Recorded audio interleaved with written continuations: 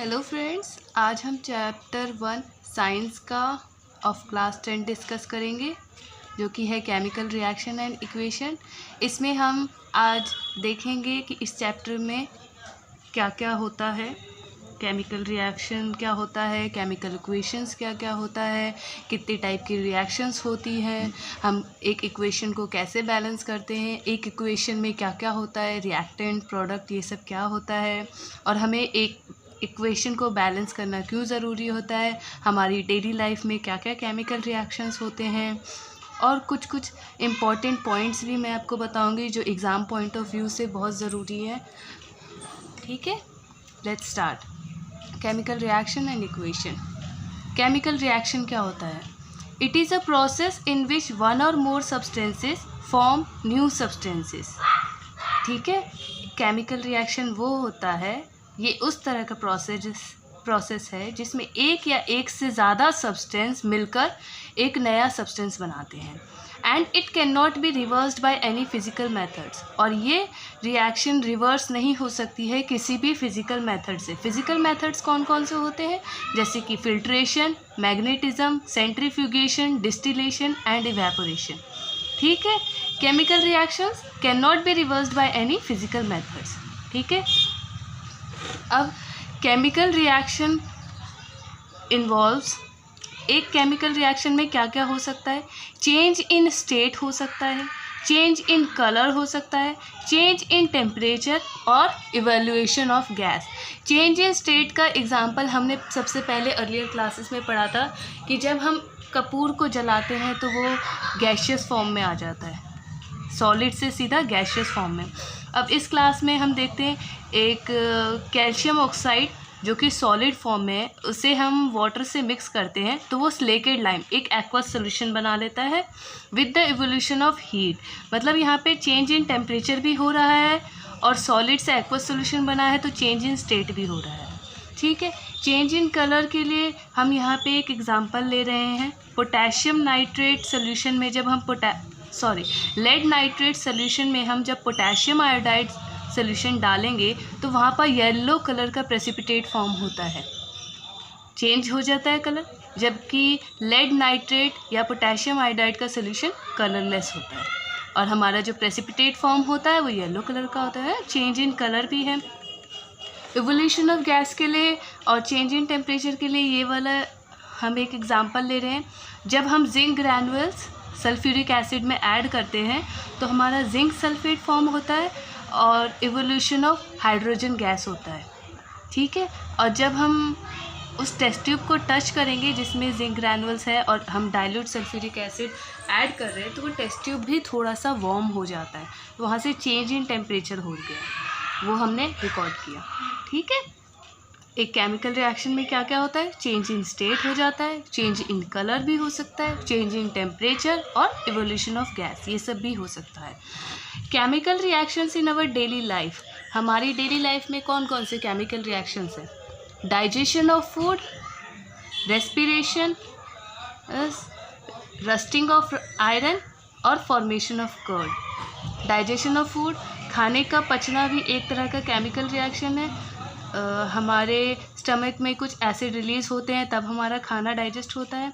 Respiration भी एक तरह से केमिकल रिएक्शन है क्योंकि हम इसमें ऑक्सीजन इनहेल करते हैं और कार्बन डाइऑक्साइड रिलीज़ करते हैं। रस्टिंग ऑफ आयरन भी है, ये स्लो प्रोसेस है लेकिन ये केमिकल रिएक्शन है जो कि हम अपनी डेली लाइफ में देखते हैं। फॉर्मेशन ऑफ कर्ड, दही का जमना, ये भी एक केमिकल रिएक्शन है। अब जैसे हमें बुक में चैप्टर में दे रखा है हमारी activity 1, burning of magnesium ribbon in air. ये इसमें से क्वेश्चन ऐसे आ सकता है कि before burning of magnesium ribbon why it should be cleaned with a sand paper और why it should be cleaned. तो इसका ये रीज़न होता है क्योंकि मैग्नीशियम रिबन बहुत ज़्यादा रिएक्टिव होता है, वो हमारे एटमॉस्फेयर में जो ऑक्सीजन प्रेजेंट है वो उससे भी रिएक्ट कर लेता है और मैग्नीशियम ऑक्साइड की लेयर बना लेता है, जिसकी वजह से हमें before burning of magnesium ribbon it should be clean, we clean it by a sand paper, जिससे कि वो मैग्नीशियम ऑक्साइड की लेयर हट जाए। फिर हम उसे बर्न करते हैं, ठीक है। और जब हम मैग्नीशियम रिबन को बर्न करते हैं तो वाइट डेजलिंग फ्यूम्स आती हैं, ठीक है। और वो magnesium solid magnesium oxide powder form में आ जाता है बर्न होने के बाद, कंप्लीट कंबशन हो जाए तो, ठीक है। तो यहाँ से हमें क्वेश्चन समझ आया कि किस तरह का क्वेश्चन पूछ सकता है कि मैग्नीशियम रिबन को बर्न करने से पहले क्यों क्लीन किया जाता है। हम इसीलिए क्लीन करते हैं क्योंकि मैग्नीशियम बहुत ज़्यादा रिएक्टिव है। वो एटमॉस्फेयर में जो ऑक्सीजन प्रेजेंट है उसके साथ रिएक्ट करके मैग्नीशियम ऑक्साइड फॉर्म कर लेता है, और अगर हम तब उसे बर्न करेंगे तो वो कम्प्लीटली बर्न नहीं होगा। इसीलिए हम उसे पहले क्लीन करते हैं बर्न करने से पहले, ताकि वो मैग्नीशियम ऑक्साइड की जो लेयर उसके ऊपर बन चुकी है वो हट जाए, ठीक है। तब उसको बर्न करते हैं तो वाइट डेजलिंग फ्यूम्स आती हैं और वो कम्प्लीटली जल जाता है, कंप्लीट कंबशन होता है और मैग्नीशियम ऑक्साइड फॉर्म कर लेता है जो कि पाउडर फॉर्म में होता है। एक्टिविटी 2 में हम देखते हैं कि लेड नाइट्रेट के सोल्यूशन में पोटेशियम आयोडाइड डालेंगे तो क्या होगा। जब हम लेड नाइट्रेट का सोल्यूशन, जो कि एक कलरलेस सोल्यूशन होता है, उसमें पोटेशियम आयोडाइड का सोल्यूशन डालते हैं तो हमारे पास येलो कलर का प्रेसिपिटेट फॉर्म होता है लेड आयोडाइड का, और पोटेशियम नाइट्रेट सोल्यूशन रहता है, ठीक है। जब हम लेड नाइट्रेट सोल्यूशन में पोटेशियम आयोडाइड ऐड करते हैं तो हमें येलो कलर का प्रेसिपिटेट मिलता है जो कि लेड आयोडाइड होता है, और पोटेशियम नाइट्रेट सोल्यूशन बचता है, ठीक है। अब एक्टिविटी 3 है कि when zinc granules added to sulphuric acid. जब हम जिंक ग्रैन्युल्स को सल्फ्यूरिक एसिड में ऐड करते हैं तो जिंक सल्फेट फॉर्म होता है, हाइड्रोजन गैस रिलीज़ होती है, ठीक है। और वो हल्का सा वार्म भी हो जाता है टेस्ट ट्यूब। जिस टेस्ट ट्यूब में हमने सल्फ्यूरिक एसिड ले रखा है और हम जिंक ग्रैन्युल्स ऐड कर रहे हैं, पहले तो जिंक रिएक्ट करेगा सल्फेट आयंस के साथ तो वो बना लेता है जिंक सल्फेट, और हाइड्रोजन गैस इवॉल्व होती है और ये थोड़ा सा वार्म कर देता है टेस्ट ट्यूब को, मतलब चेंज इन टेम्परेचर भी हम देखते हैं इस रिएक्शन में, ठीक है। अब रिएक्टेंट्स क्या होता है। Reactants substance which take part in chemical reaction. Substances which take part in chemical reaction are called reactants, and products substance which are formed in chemical reactions. Substance which are formed in chemical reaction are called products, ठीक है। reactants और products में क्या difference होता है ये हम देख लिए, आगे हम एग्जाम्पल में और अच्छी तरह से समझाएंगे। Chemical equation. A chemical reaction can be represented by chemical equation. ठीक है, किसी भी केमिकल रिएक्शन को हम सिर्फ केमिकल इक्वेशन के द्वारा ही दिखा सकते हैं। It involves uses of symbols of substances of reactant and product with their physical state. इसमें हम जो रिएक्टेंट और प्रोडक्ट है उसका सिंबल यूज़ करते हैं और उसकी फिजिकल स्टेट भी मेंशन करते हैं, ठीक है। जैसे हमने अभी पहले पढ़ा कि magnesium reacts with oxygen to form magnesium oxide. यहाँ पे मैग्नीशियम और ऑक्सीजन रिएक्टेंट है और मैग्नीशियम ऑक्साइड जो हमारा बना वो प्रोडक्ट है। मतलब इस एरो के जो टेल की साइड होता है वो रिएक्टेंट होता है और जो हेड की तरफ होता है वो प्रोडक्ट होता है, ठीक है। एरो के टेल की साइड जो होता है वो रिएक्टेंट होता है, एरो के हेड की तरफ जो होता है वो प्रोडक्ट होता है। हम यहाँ पे देख रहे हैं कि ये इक्वेशन बैलेंस्ड नहीं है क्योंकि ऑक्सीजन 2 है और यहाँ पे प्रोडक्ट में सिंगल ऑक्सीजन है। This equation is unbalanced, it is called skeletal equation, ठीक है।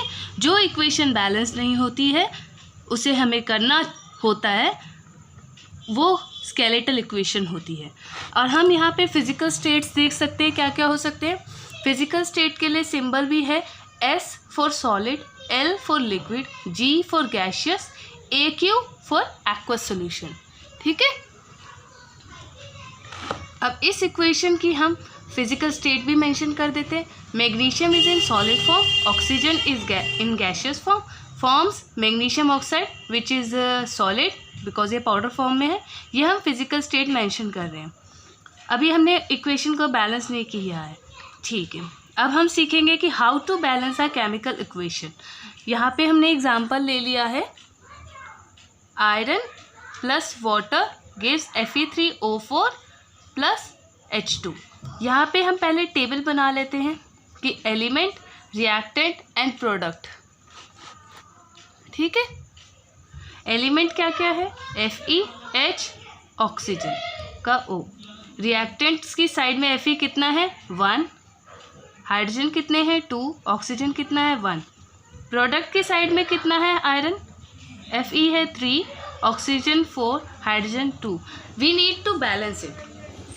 हम इसको किस तरह से बैलेंस करेंगे, अगर हम रिएक्टेंट साइड में आयरन को 3 टाइम्स मल्टीप्लाई कर देंगे तो ये दोनों बराबर हो जाएंगे, मतलब 3 टाइम्स ऑफ Fe ऐसे कर देंगे, और ऑक्सीजन का 4 टाइम्स करना है, कर देंगे तो ऑक्सीजन भी बराबर हो जाएगा।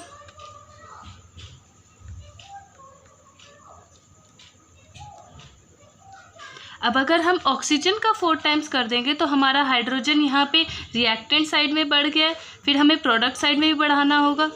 रिएक्टेंट साइड में कितना हो गया, ये 4 2 8 हो गया, तो इसको भी हमें 4 से मल्टीप्लाई करना होगा, तभी हम दोनों साइड मल्टीप्लाई कर देंगे तो हमारे रिएक्टेंट और प्रोडक्ट साइड दोनों साइड में हाइड्रोजन एटम्स बराबर हो जाएंगे। यहाँ से हमारा बन गया Fe3O4 प्लस 4H2। ये हमारी बैलेंस्ड केमिकल इक्वेशन हो गई। अब देखिए हमारा 3Fe इधर भी है रिएक्टेंट साइड में, और 3Fe प्रोडक्ट साइड में भी है। 4 ऑक्सीजन इस साइड है रिएक्टेंट के, और 4 ऑक्सीजन है प्रोडक्ट साइड में। 4H2 इस साइड है रिएक्टेंट साइड में, 4H2 प्रोडक्ट साइड में, यानी हमारे नंबर ऑफ एटम्स बैलेंस हो चुके हैं। अब हम इसके फिजिकल स्टेट भी मेंशन करेंगे, तभी ये हमारी प्रॉपर केमिकल इक्वेशन बन जाएगी। ठीक है, 3Fe it is in solid form plus 4H2O that is in liquid form gives Fe3O4 that is solid plus 4H2। ठीक है, ये टेबल हम ज़रूरी नहीं है कि हर जगह बनाएं, जैसे जैसे आप प्रैक्टिस करेंगे तो ये आप ओरली भी कर सकते हैं, पर यहाँ पे समझने के लिए मैंने टेबल फॉर्म बनाया है ताकि इजी हो जाए समझना कि हम एक साइड एलिमेंट्स लिख सकते हैं, फिर रिएक्टेंट्स में कितने हैं, प्रोडक्ट में कितने हैं, उन सबको बैलेंस करना। ठीक है, अब जैसे इस इक्वेशन में है Mg है प्लस O2 गिव्स MgO, यहाँ पे 2 टाइम्स ऑफ Mg कर लेंगे, मतलब ऑक्सीजन 2 है, यहाँ पे ऑक्सीजन को 2 करने के लिए 2 इधर रिएक्टेंट साइड में लगा दिया तो 2 Mg हो गया, ये 2 Mg हो गया तो हम इधर भी 2 से मल्टीप्लाई कर दे रहे। ठीक है, जैसे जैसे आप प्रैक्टिस करेंगे तो ये क्लियर होता जाएगा। ठीक है, नेक्स्ट आता है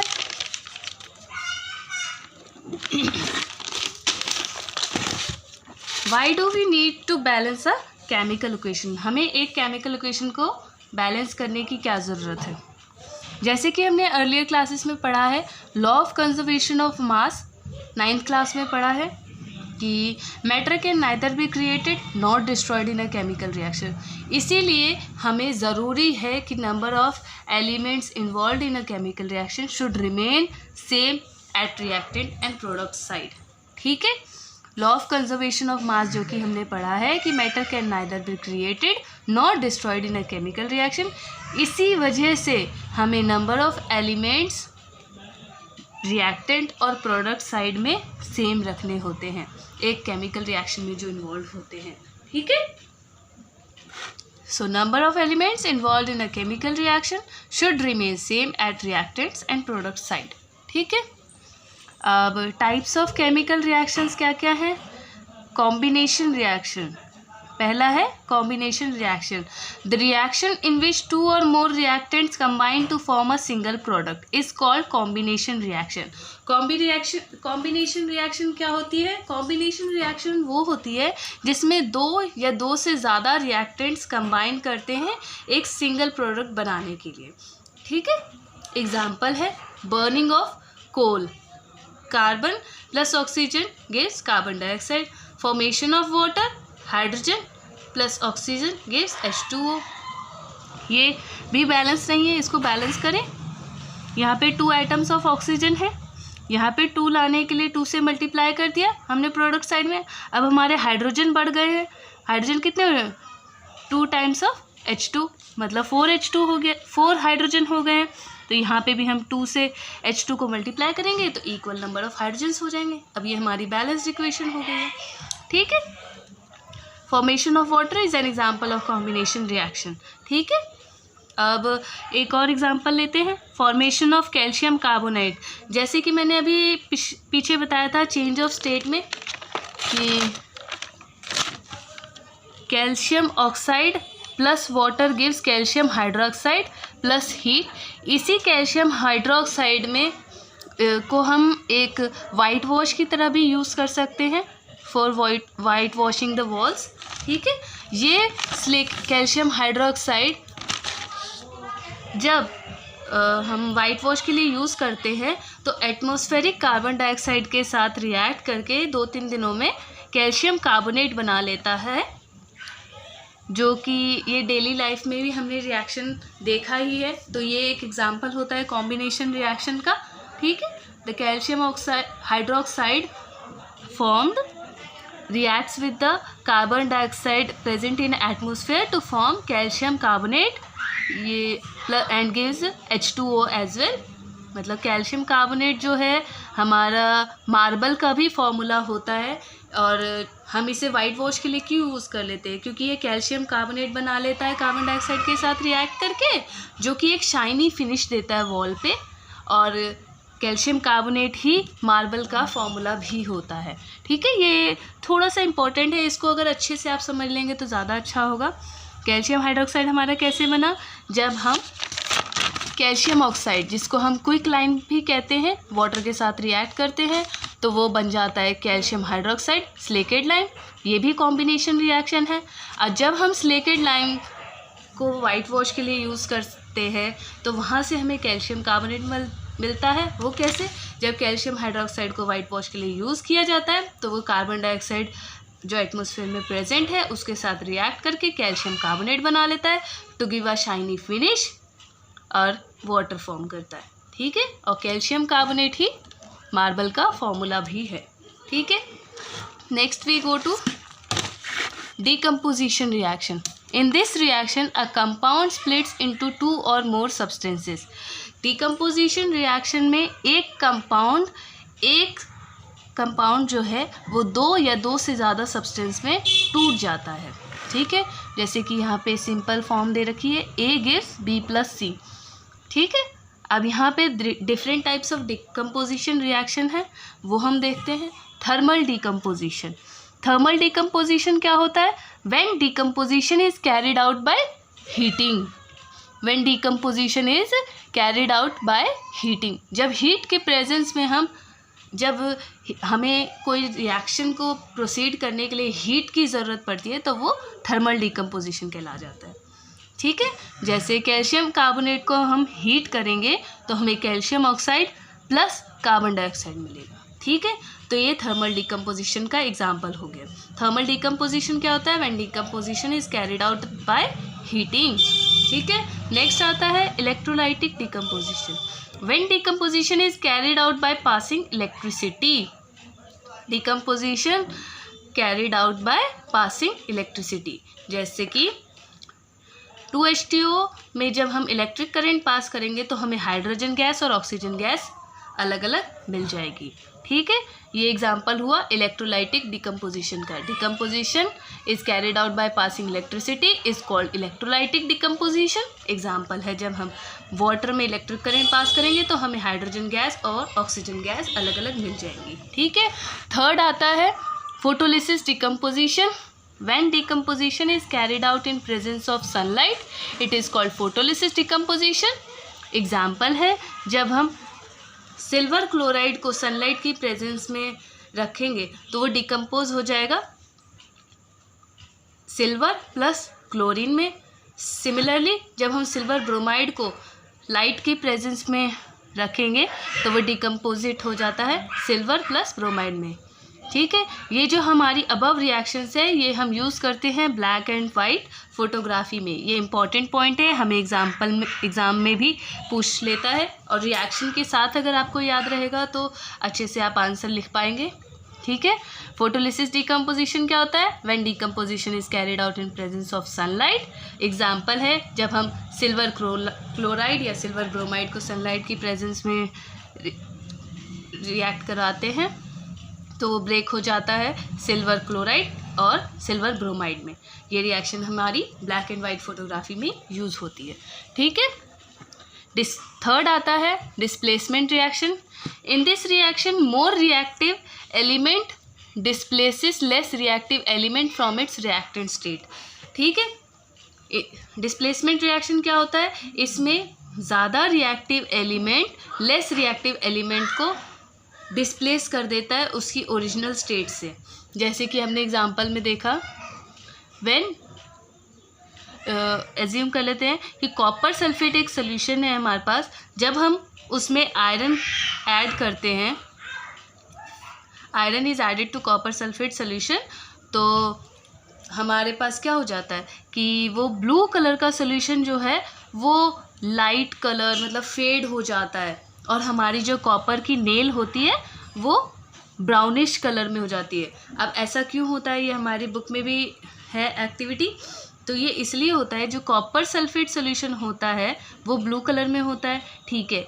आयरन नेल जो है वो सॉलिड फॉर्म में। जब हम उसको कॉपर सल्फेट सोल्यूशन में डिप करते हैं तो जो आयरन है being more reactive than copper, iron जो है वो कॉपर से ज़्यादा रिएक्टिव है, तो वो सल्फेट आयंस से रिएक्ट कर लेता है, कॉपर को डिस्प्लेस कर देता है और सल्फेट आयन से रिएक्ट करके फेरस सल्फेट बना लेता है, जो कि जिसकी वजह से हमारा जो सिल्वर कलर का नेल होता है, सिल्वर कलर का जो नेल डिप किया गया है वो ब्राउनिश कलर में हो जाता है, क्योंकि due to the formation of ferrous sulphate. और जो हमारा ब्लू कलर का सोल्यूशन होता है वो लाइट कलर का सोल्यूशन हो जाता है, क्योंकि उसमें सिर्फ कॉपर आयंस बच जाते हैं, ठीक है। ये भी इम्पॉर्टेंट है कि why the blue colour solution of copper sulphate fades when we add a iron nail to it, ठीक है। तो यहाँ पे इसीलिए होता है क्योंकि यहाँ डिस्प्लेसमेंट रिएक्शन हो जाती है। Iron being more reactive than copper, it displaces copper from copper sulphate solution and forms ferrous sulphate and the solution fades because the copper sulphate जो है सोल्यूशन उसमें सिर्फ कॉपर आयंस ही बच जाते हैं और आयरन नेल जो है वो सिल्वर से ब्राउनिश क्यों जाती है? Due to formation of ferrous sulphate, ठीक है। नेक्स्ट आता है double displacement reaction. Double displacement reaction, a reaction in which new compounds are formed by mutual exchange of ions between two compounds, ठीक है। डबल डिस्प्लेसमेंट रिएक्शन क्या होता है? Reaction in which new compounds are formed by mutual exchange of ions between two compounds. चलो इसे example से समझते हैं। जैसे कि हमारे पास सोडियम सल्फेट है, उसमें ऐड कर रहे हैं बेरियम क्लोराइड सोल्यूशन, हमारा चेंज हो जा रहा है, बेरियम सल्फेट बन जाता है प्लस सोडियम क्लोराइड बन जाता है। यहाँ पे क्या हुआ है? बेरियम के +2 आयंस होते हैं, सल्फेट के +2 आयंस होते हैं, वो दोनों रिएक्ट करके बेरियम सल्फेट फॉर्म कर ले रहे हैं। सोडियम के पास +1 आयन होता है, क्लोरीन के पास -1 आयन होता है, तो वो फॉर्म कर ले रहा है सोडियम क्लोराइड, ठीक है। Exchange of ions bye mutual exchange of ions between two compounds. देख रहे हैं आप यहाँ पे एग्जांपल से समझ रहे हैं ना कि यहाँ पे दोनों आपस में चेंज कर ले रहे हैं आयंस के साथ, ठीक है। Reaction in which new compounds are form by mutual exchange of ions between two compounds, ठीक है। ये दो अलग अलग कंपाउंड हैं, इन दोनों ने अलग अलग कंपाउंड के आयंस के साथ एक्सचेंज कर लिया है तो नए कंपाउंड फॉर्म हो गए। ये बन गया बेरियम सल्फेट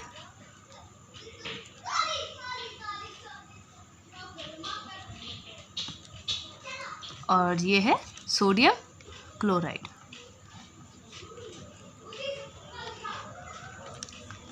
ये प्रेसिपिटेट की फॉर्म में आया है। अब प्रेसिपिटेट क्या होता है? Precipitate it is N insoluble solid that emerges from a solution. Precipitate क्या होता है? It is N insoluble solid that emerges from a solution. जैसे कि इसमें हम देख रहे हैं कि प्रेसिपिटेट है, और लेड नाइट्रेट वाले सोल्यूशन में भी देखा था येलो कलर का जो प्रेसिपिटेट बना था वो सॉल्युबल भी नहीं होता है सोल्यूशन में, और फॉर्म हो जाता है। उसको आप कितना भी कोशिश करेंगे सॉल्युबल करने की तो वो नहीं होगा, वो अलग से ही रहता है।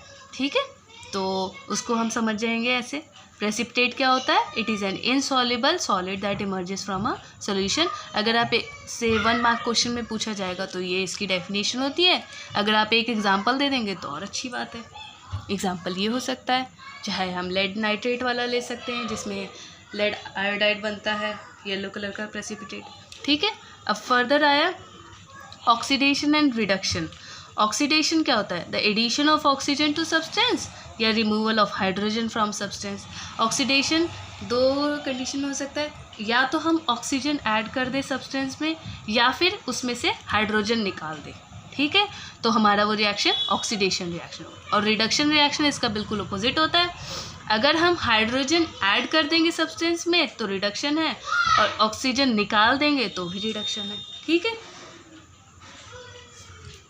रिडक्शन क्या है? The addition of hydrogen to substance और the removal of oxygen from substance. ठीक है, यहाँ हम एग्जांपल से समझते हैं। 2Cu + O2 gives CuO। इसमें हम ऑक्सीजन ऐड कर रहे हैं तो ऑक्सीडेशन हो गया। अब एक एग्जांपल देखते हैं, ये copper oxide + H2 gives copper + H2O। यहाँ पे CuO से Cu बन रहा है तो मतलब हमारा ऑक्सीजन निकल रहा है, तो ये यहाँ पे रिडक्शन हुआ। H2 से H2O बन रहा है तो एडिशन ऑफ ऑक्सीजन हो रहा है, तो ये क्या हो रहा है? ऑक्सीडेशन।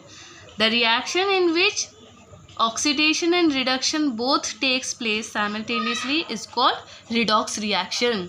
इस तरह की रिएक्शन जिसमें ऑक्सीडेशन और रिडक्शन दोनों हो रहा उसे रिडॉक्स रिएक्शन कहते हैं। एग्जाम्पल एक और देखते हैं। ZnO zinc oxide + copper gives zinc + carbon monoxide.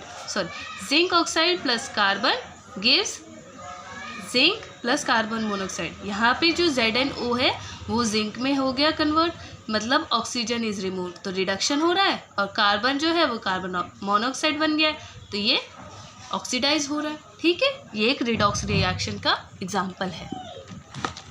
Next, effects of oxidation in daily life. Oxidation के इफेक्ट्स इन डेली लाइफ। पहला, कोरोजन। कोरोजन क्या होता है? When a metal is exposed to substance such as moisture, air, water, acid, etc. for some time, a layer of oxide is formed which weakens the metal and hence metal said to be corroded. ठीक है, जब किसी metal को हम expose करते हैं moisture में, air में, वाटर में या किसी एसिड में थोड़े टाइम के लिए, तो एक लेयर ऑक्साइड की बन जाती है जो कि उस मेटल को कमज़ोर कर देता है, और हम उस मेटल को क्या कहते हैं कि वो कोरोड हो गया। इसका एग्जांपल है रस्टिंग ऑफ आयरन। आयरन पे जंग लग जाता है, अगर आपको उसको कुछ टाइम के लिए ऐसे ही खुला में छोड़ देंगे तो वो रस्ट हो जाता है, उस पर जंग लग जाता है, ब्राउन कलर का लेयर फॉर्म हो जाता है। ऐसे ही अगर कोई सिल्वर का कुछ सामान है, सिल्वर का मेडल वगैरह है, चाहे कुछ भी है, उसको अगर आप ऐसे ही हवा में छोड़ देंगे कुछ टाइम के लिए तो उसके ऊपर ब्लैक कोटिंग हो जाती है। ये भी एक तरह से कोरोशन हुआ। अगर कॉपर का वायर है, कॉपर वायर है, आप उसको ऐसे ही छोड़ देंगे मॉइस्चर में तो उसके ऊपर ग्रीन कलर की कोटिंग हो जाती है, कुछ टाइम बाद ग्रीन कलर का कोटिंग हो जाता है। ये भी एग्जाम्पल है कोरोशन का। ठीक है, तो कोरोशन की एग्जाम्पल क्या क्या है? Rusting of iron, black coating on silver, green coating on copper. ठीक है, और metal can be protected by painting और ग्रीसिंग। ठीक है, पॉलिशिंग, यहाँ सेवरल मेथड्स है जिससे metal can be protected from corrosion. ठीक है, एक दो है पेंटिंग, ग्रीसिंग। अब आता है रेंसिडिटी। रेंसिडिटी क्या होता है? The oxidation of fats and oils when exposed to air is known as rancidity. Oxidation of fats and oils present in a food when exposed to air is known as rancidity. It leads to bad smell and bad taste of food. ठीक है, rancidity क्या होता है? जो हमारे खाने में fats और ऑयल्स है मौजूद, उनका ऑक्सीडेशन हो जाता है जब उसे हम when it is expose to air, मतलब एटमॉस्फेयर में जब हम उसे ऐसे ही खुला छोड़ देते हैं, तो जिसकी वजह से उसमें बैड स्मेल आ जाती है और उसका टेस्ट भी बेकार हो जाता है, बैड टेस्ट हो जाता है।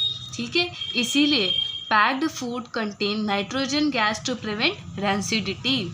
यहाँ से हमें क्वेश्चन भी आता है, मोस्टली आता है कि पैक्ड फूड्स में कौन सी गैस होती है रैंसिडिटी को प्रिवेंट करने के लिए। तो कौन सी गैस होती है? नाइट्रोजन गैस उसमें फिल की जाती है टू प्रिवेंट रैंसिडिटी। ठीक है, अब आता है chemical reactions are also classified on the basis of the temperature. ठीक है, केमिकल रिएक्शंस को और भी बेसिस पे क्लासिफाई किया गया है, पिछले हमने पढ़ लिए हैं। अब आती हैं on the basis of temperature. पहला है एक्सोथर्मिक रिएक्शन और दूसरा है एंडोथर्मिक रिएक्शन। एक्सोथर्मिक रिएक्शन क्या होता है? Reaction in which heat is released along with the formation of product. मतलब रिएक्शन जिसमें हीट भी रिलीज होती है प्रोडक्ट फॉर्म होने के साथ साथ। ठीक है, और एंडोथर्मिक रिएक्शन क्या होता है? Reaction which requires energy in the form of heat, light and electricity. उस रिएक्शन को होने के लिए जिस रिएक्शन को होने के लिए एनर्जी, मतलब हीट, लाइट या इलेक्ट्रिसिटी की फॉर्म में एनर्जी चाहिए होती है रिएक्शन को कैरी आउट करने के लिए, उन सब रिएक्शंस को क्या कहते हैं? Endothermic reaction. ठीक है, एक्सोथर्मिक रिएक्शन में हीट रिलीज होती है along with the formation of product, और एंडोथर्मिक रिएक्शन में energy is required to carry out the reaction. ठीक है, अब एग्जांपल्स देख लेते हैं हम। एक्सोथर्मिक रिएक्शन के एग्जांपल्स हैं burning of natural gas, it is an example of exothermic reaction. ठीक है, मतलब methane plus oxygen gives carbon dioxide plus 2H2O and evolution of heat. ठीक है, और रेस्पिरेशन भी हमारा एक्सोथर्मिक प्रोसेस होता है। कैसे? क्योंकि during digestion food broken into simple substances, क्योंकि जो हम खाना खाते हैं, राइस, पोटैटो, वेजिटेबल्स, कुछ भी जो भी हम खाते हैं उनमें कार्बोहाइड्रेट्स होते हैं। Carbohydrates are broken into simpler substance that is glucose, और ये ग्लूकोज हमारी बॉडी के ब्लड के सेल्स में जो ऑक्सीजन प्रेजेंट होता है उसके साथ रिएक्ट करके हमें एनर्जी प्रोवाइड करता है। इसीलिए रेस्पिरेशन जो है एक्सोथर्मिक प्रोसेस होता है, क्योंकि ये एनर्जी रिलीज़ करता है। जो ग्लूकोज बनता है कार्बोहाइड्रेट से, जो हमें ग्लूकोज मिला, वो हमारी बॉडी के सेल्स के ऑक्सीजन के साथ रिएक्ट करके हमें एनर्जी देता है। ठीक है, इसीलिए रेस्पिरेशन भी एक्सोथर्मिक प्रोसेस है। ये हम यहाँ इक्वेशन देख रहे हैं, जैसे कि ग्लूकोज का फॉर्मूला क्या होता है? C6H12O6। ये हमारी बॉडी के ऑक्सीजन, सेल्स के ऑक्सीजन के साथ रिएक्ट करता है और फिर क्या होता है? कार्बन डाइऑक्साइड रिलीज करता है, वाटर फॉर्म होता है और एनर्जी भी होती है, हमें बॉडी को प्रोवाइड करता है। ठीक है, ये कुछ एग्जांपल है एक्सोथर्मिक रिएक्शंस के। ठीक है, अब देखते हैं एंडोथर्मिक रिएक्शंस के। सारे जो डिकम्पोजिशन रिएक्शन हमने अभी पहले पढ़े हैं वो सारे एंडोथर्मिक रिएक्शंस हैं, क्योंकि डिकम्पोजिशन रिएक्शन को कैरी आउट करने के लिए भी हमने अभी पढ़ा कि कितने टाइप्स के रिएक्शन थे। Thermal decomposition, electrolytic decomposition and photolysis decomposition. Thermal decomposition में हमें हीट रिक्वायर होती है, इलेक्ट्रोलाइटिक डिकम्पोजिशन में इलेक्ट्रिक करंट पास करते हैं तभी डिकम्पोजिशन होता है। फोटोलिसिस में सनलाइट की प्रेजेंस में जो रिएक्शन कैरी आउट हुए उन्हें कहते हैं फोटोलिसिस डिकम्पोजिशन। ये सारे डिकम्पोजिशन रिएक्शन एंडोथर्मिक रिएक्शंस होते हैं। ठीक है, आज के लिए इस चैप्टर में इतना ही। आप सब ज़रूर बताइएगा कि आपको कैसा लगा कमेंट बॉक्स में प्लीज़, और अगर कोई भी डाउट हो तो एक बार वीडियो ज़रूर रिपीट करके देखना, शायद डाउट आपका इसी वीडियो में क्लियर हो जाए। अगर नहीं फिर भी आपको डाउट है तो प्लीज़ कमेंट बॉक्स में ज़रूर मेंशन करना, और प्लीज़ वीडियो को शेयर और सब्सक्राइब ज़रूर करना। हो सकता है ये आपके लिए यूज़फुल ना हो, पर आपके थ्रू ये किसी और के लिए बहुत ज़्यादा यूज़फुल हो। तो प्लीज़ वीडियो को शेयर सब्सक्राइब ज़रूर करें। Thanks for watching our video, और कमेंट करके ज़रूर बताइएगा, तो अगली वीडियो मेरी इससे रिलेटेड ज़रूर होगी अगर आपको इसमें कुछ डाउट्स है। Thank you, bye.